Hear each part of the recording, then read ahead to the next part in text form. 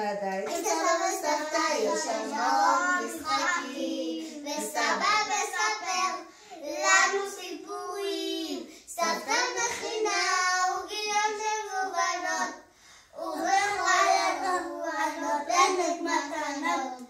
סבתא מכינה עוגיות מגוונות, ובכל אירוע נותנת מתנות. יום הולדת לכל אחד, חוגגים בקידוש עם אבא שוקולד.